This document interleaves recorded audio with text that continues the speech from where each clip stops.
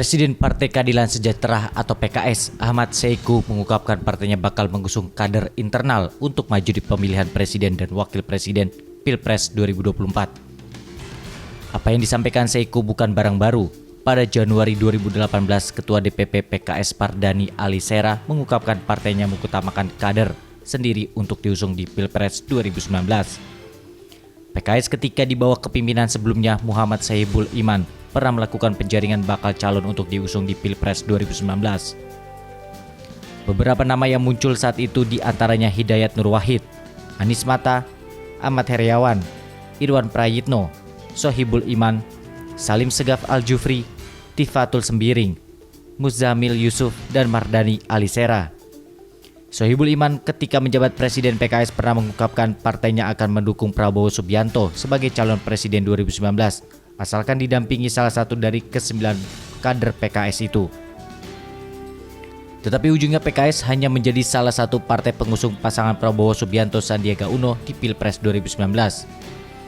Jauh sebelumnya Mei 2012, juru bicara PKS Mardani Alisera mengatakan PKS melakukan proses penjaringan bakal calon presiden untuk Pilpres 2014. Namun PKS hanya menjadi salah satu partai pendukung pasangan Prabowo Subianto Hatta Rajasa di Pilpres 2014.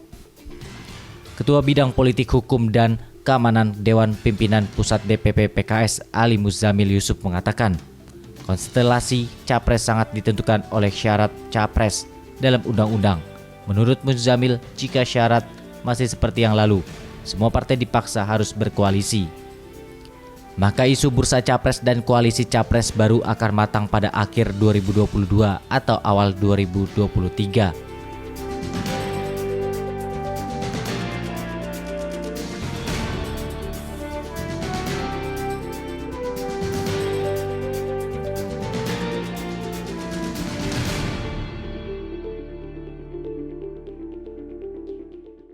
Baik, lalu sejauh ini Pak Saiku, apakah PKS sudah menemukan partai tandem atau koalisi untuk berkompetisi di pemilu 2024? Kita akan jajaki dalam waktu dekat ya, memang belum ada yang secara spesifik ya. Mudah-mudahan insya Allah kita akan dapatkan partai tandem kita yang kemudian bisa mengusung sama-sama, bisa bersepakat sama-sama, dan bisa ya mengalami suka dukanya bersama-sama, kira-kira begitu ya. Sehingga, lalu bagaimana peluang dengan PAN, Pak?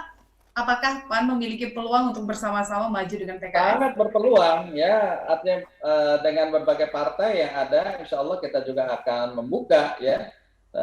Mudah-mudahan ini yang kita akan upayakan dengan melakukan komunikasi kebangsaan. Insya Allah kita dalam waktu dekat mudah-mudahan bisa bersilaturahim dengan pimpinan-pimpinan partai di Indonesia ini. Lalu kalau dengan Partai Demokrat bagaimana Pak? Karena Demokrat kan sampai saat ini masih ada di luar pemerintahan ya, meskipun sayangnya saat ini Partai Demokrat masih ada konflik internal partai. Ini bagaimana PKS melihatnya?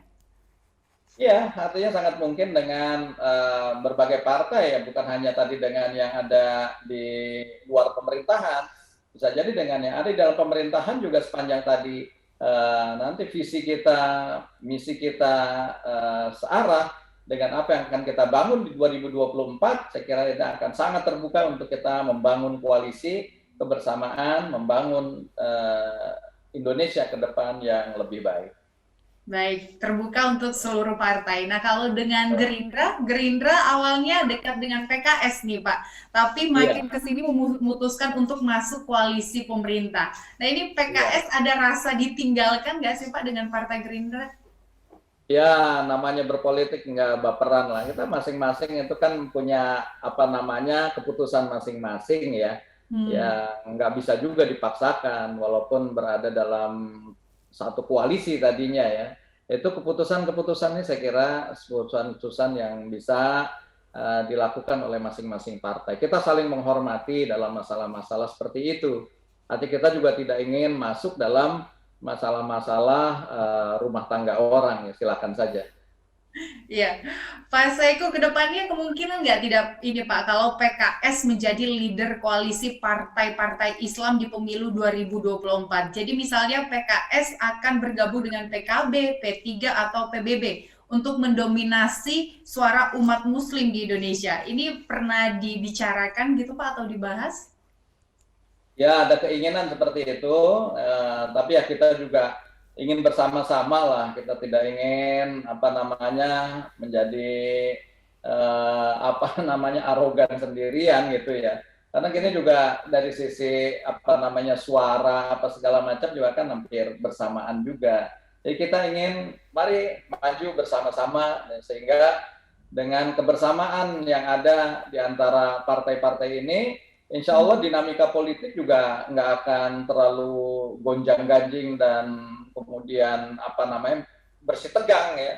Tapi politik ini betul-betul bisa membawa suasana yang lebih soft, lebih adem, lebih damai ya. Karena tadi mungkin banyak komunikasi-komunikasi yang dilakukan ya. Nah inilah makanya kita juga ingin ke depan dengan berbagai elemen partai-partai yang lain ya kita termasuk khususnya partai-partai dengan basis Islam tentu kita ingin dijalin komunikasi yang lebih efektif ya. Kira Ya. itu. Baik, Pak Saiku, Undang-Undang Cipta Kerja yang merupakan bagian dari Omnibus Law masih menjadi pro dan kontra hingga saat ini. Nah, bagaimana nih Pak PKS menilai kebijakan tentang Undang-Undang Cipta Kerja dan penerapannya?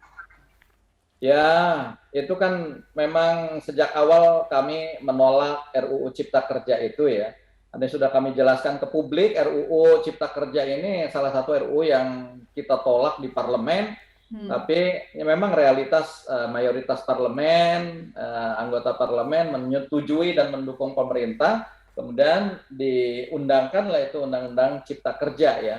Tentu saja potensi buruk dari Undang-Undang Cipta Kerja itu ya banyak faktornya ya. Di antara yang baru muncul misalnya tadi dengan pembukaan positif investasi ya di nggak kunjung tadi miras juga dibuka, akhirnya bisa mewujudkan juga dampak-dampak yang negatif. Nah ini juga akan muncul juga berbagai potensi-potensi yang merugikan di berbagai aspek lainnya ya, khususnya bagi buruh misalnya tenaga kerja. Undang-Undang Cipta Kerja berpotensi mengancam jaminan pekerjaan layak karena outsourcing dan kontrak kerja bisa merajalela ya. Nah, ini tentu merugikan pada dunia pekerja. Begitu juga dengan upah atau pesangon ya dan kontak apa namanya yang tidak mendapat perlindungan. Ini berpotensi juga menghadirkan kesewenang-wenangan pengusaha. Nah, ini tentu yang tidak kita inginkan. Termasuk diantaranya adalah perlindungan hak perempuan, buruh, yang juga sulit terjamin karena cuti haid dan keguguran ini tidak dikenal. Hanya menyebutkan tentang cuti tahunan dan cuti panjang lainnya. Jadi sekali lagi berbagai hal-hal seperti ini tentu tidak kita inginkan dampak buruk dari RUU ini. Nah, oleh karena itu ini harus diantisipasi ke depan dalam aturan-aturan turunannya. Kira itu. Iya.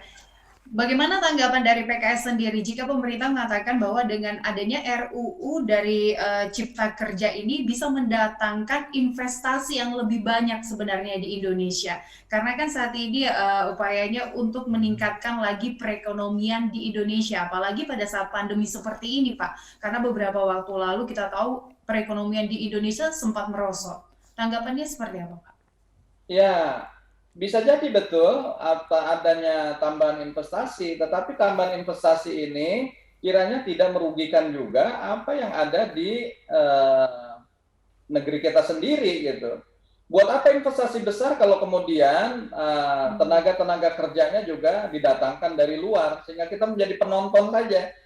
Penonton dari investasi yang datang dari luar, pekerjaannya dari luar, keuntungannya juga dibawa keluar. Lalu apa untungnya kami? Ya apa untungnya kita? Ya, nah ini yang harus menjadi apa namanya perhatian dari kita semuanya. Memang betul perekonomian bergerak jalan, tetapi kiranya ekonomi yang dibangun ini bukan hanya menguntungkan dan dibawa keluar, tapi akan bermanfaat justru bagi masyarakat Indonesia. Itulah sesuai dengan amanah konstitusi, bagaimana mewujudkan kesejahteraan rakyat. bagaimana membuat kesejahteraan pada masyarakat kita. Nah, ini yang harus dijaga oleh kita, bukan hanya sekedar tumbuhnya investasi, ekonomi tinggi, tetapi dampaknya terhadap masyarakat kecil. Seperti tadi misalnya di bidang perburuan juga nggak ada perlindungan yang memadai. Nah, ini tentu nanti akan sangat merugikan juga tetap bangsa kita. Hanya menonton investasi dari luar.